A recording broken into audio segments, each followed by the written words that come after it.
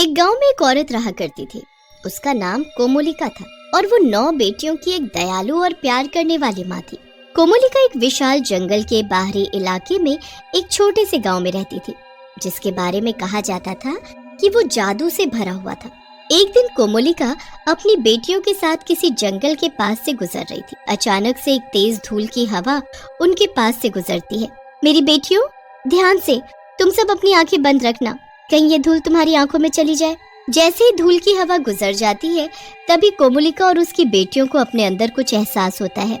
ये मुझे क्या हो रहा है? धूल की हवा गुजरने के बाद मुझे अपने अंदर बदलाव क्यों महसूस हो रहा है? कोमोलिका इस बदलाव को समझ जाती है। तुम सब घबराओ मत मेरी बच्चियों, प्रकृति ने हम पर एहसान किया है। क्योंकि हम इस जादुई जंगल की तरफ से गुजरे, हमारे अंदर विशेष शक्ति आ गई। हाँ माँ, तुमने सही कहा। तभी अचानक से दिव्या अपने जादू से बारिश ले आती है और फिर आसमान से बर्फ गिरने लगती है। ठीक है, अपनी शक्ति का ठीक से इस्तेमाल करो और इस मौसम को वैसा ही करो जैसा पहले था। कुछ ही देर बाद वहाँ पर एक शेर गुर्राता है।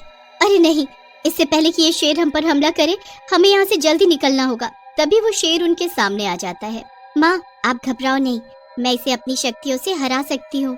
तभी श्रद्धा अपने जादू से उस शेर को एक चूहे में बदल देती है। ऐसे ही कुछ दिनों तक वो सब अपनी नई क्षमताओं से बहुत खुश हुए। उन्होंने अपना दिन जंगल की खोज और अपनी शक्तियों के साथ प्रयोग करने में बिताया। लेकिन जैसे जैसे समय बीतता गया, वो गांव के बाकी हिस्सों से अलग थलग महसूस करने लगे। गांव वाले उनके जादू से डर गए थे और उन्हें भगाना शुरू कर दिया था। अच्छा हुआ कि ये लोग खुद ही यहाँ से भाग गए, वरना मैं इन्हें मारकर खा जाती। अब ये इलाका मेरा है।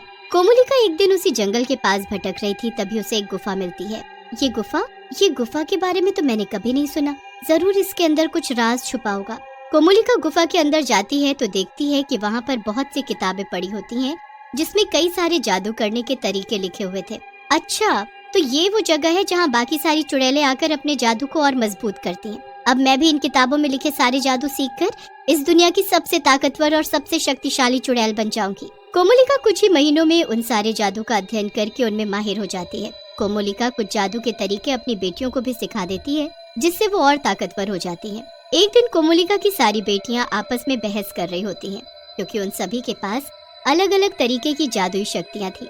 इसलिए उन सब के बीच में ईर्ष्या और नफरत की भावना आने लगी।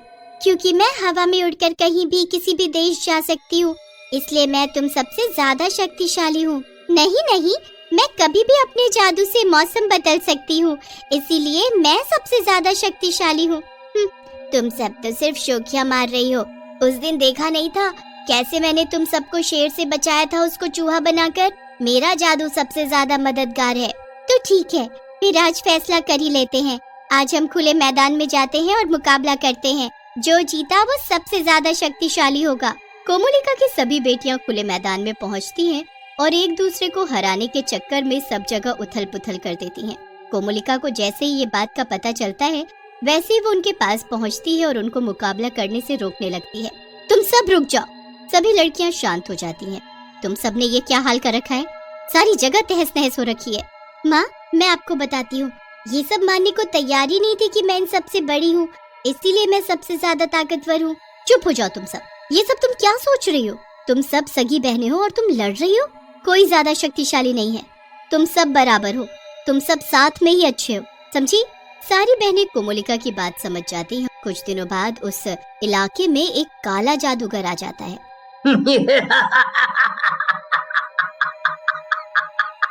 तो ये है वो जादुई जगह। यही तो है वो जगह जहाँ राज करने का मेरा बरसों का सपना था। कोमोलिका को जैसे ही जादूगर के आने का पता चलता है, वैसे ही वो उससे मिलने जाती है। तुम कौन हो और तुम यहाँ क्या कर रहे हो? ओह, तो तुम हो कोमोलिका, वो नई चुड़ैल जिसके बारे में पूरा शहर चर्चा कर रहा है। तुम जो भी हो, यहाँ से अभी के अभी दफा हो जाओ, क्योंकि ये इलाका मेरा है। ओह, बहुत अफसोस हुआ ये सुनकर कि तुम मेरे बारे में नहीं जानती। चलो, कोई बात नहीं, मैं तुम्हें खुद अपने बारे में बता देता हूँ। मेरा नाम काला जादूगर है और जिसे तुम अपना इलाका कह रही हो, उस इलाके को पाने के लिए मैंने बरसों इंतजार करा है। इस इलाके पर मैं पहले से ही राज कर रहा होता, लेकिन यहाँ के रहने वाले मुझे मारने का तरीका जानते थे, जिसकी वजह से मैं कभी यहाँ अपने कदम भी नहीं रख पाया। लेकिन अब मैं मौका हाथ से जाने नहीं दूंगा। अब एक मैं ही हूँ जो यहाँ राज करूंगा और कोई नहीं। मैं तुम्हें यहाँ राज नहीं करने दूंगी, ये इलाका मेरा है। ओहो हो। अब ये मत कहना कि तुम मेरे साथ लड़ना चाहती हो, क्योंकि कल ही तुम नई जादूगरनी बनी हो और मैं 100 साल से अपने जादू का अध्ययन करता आ रहा हूँ। तुम हार जाओगी। मैं तुम्हें यहाँ राज नहीं करने दूंगी, ये इलाका मेरा है। मैं तुमसे नहीं डरती, तुम्हारे अंदर अगर हिम्मत है तो मुझसे लड़ो। काले जादूगर और कोमोलिका के बीच में बहुत ही भयानक युद्ध हो रहा होता है। हालांकि कोमोलिका ताकतवर चुड़ैल थी और उसने अपने जादू का अध्ययन किया था, लेकिन काला जादूगर कोमोलिका से ज्यादा शक्तिशाली था। काला जादूगर अपनी शक्ति से कोमोलिका को मारकर बेहोश कर देता है। अभी तो मैं यहाँ से जा रहा हूँ, लेकिन मैं वापस आऊंगा। आखिरकार अब ये जगह मेरी है। पूरी शाम बीत जाती है, लेकिन बेटियों को अपनी माँ का कुछ पता नहीं होता है। कितनी देर हो गई, माँ नहीं आई। हाँ, तुम सही कह रही हो, अब तक तो उन्हें आ जाना चाहिए था। अब हम हाथ पर हाथ रखकर नहीं बैठ सकते, हमें अभी इसी वक्त माँ को ढूंढने जाना होगा। सारी लड़कियाँ अपनी माँ को ढूंढने निकल जाती हैं। सुनो सब, मुझे माँ मिल गई। अरे, माँ तो बेहोश है, लेकिन ये हाल किया किसने? हमें माँ को जल्दी घर ले जाना होगा। कोमोलिका को घर लाने के बाद सारी लड़कियाँ एक साथ अपने जादू से अपनी माँ को होश में ले आती हैं। काला जादूगर, काला जादूगर, काला जादूगर, ये काला जादूगर कौन है? माँ, आप ठीक से बताएं कि ये काला जादूगर कौन है और किसने आपकी ये हालत की है? मेरी ये हालत काले जादूगर ने ही की है। वो बहुत शक्तिशाली जादूगर है, उसके सामने मेरी शक्तियाँ भी नहीं टिक पाई। लेकिन वो यहाँ कर क्या रहा है? कोमोलिका अपनी बेटियों को सब बात बता देती है। मेरी बेटियों, अब तुम सबको एकजुट होकर रहना होगा। काला जादूगर ने मुझे भी हरा दिया, तो सोचो वो कितना ताकतवर है। लेकिन हम सब उसे हराएंगे कैसे? मुझे काले जादूगर ने बताया था कि उसे मारने का तरीका यहाँ के रहने वालों को पता है। यकीनन ये तरीका भी उस गुफा में रखी किसी किताब में होगा। ठीक है, तो हम सब अभी जाते हैं और वो तरीका ढूंढ कर आते हैं। कोमोलिका की सारी बेटियां उसी गुफा की तरफ निकल पड़ती है। हमें बहुत अच्छे से छानबीन करनी पड़ेगी।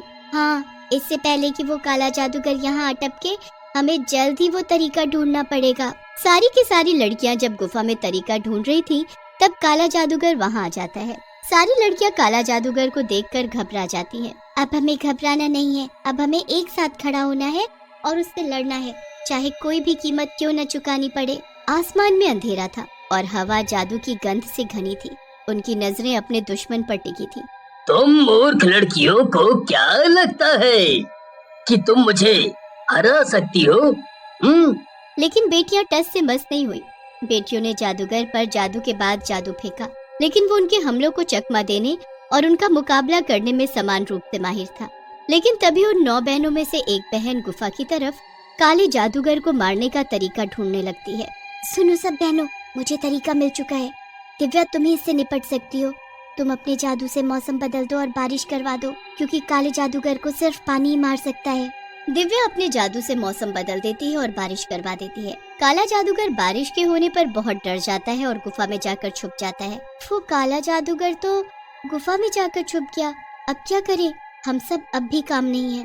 तभी उसी जगह पर कोमोलिका पहुंच जाती है। तुम सब डरो नहीं, अब मैं आ गई हूँ, अब हम इससे एक साथ लड़ेंगे।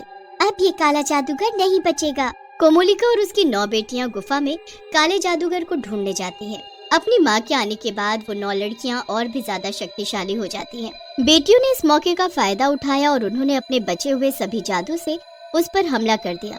अंतिम चीख के साथ वो हार कर जमीन पर गिर पड़ा काले जादूगर के मरने के बाद कोमोलिका और उसकी बेटियां खुशी खुशी उस इलाके में रहने लगे।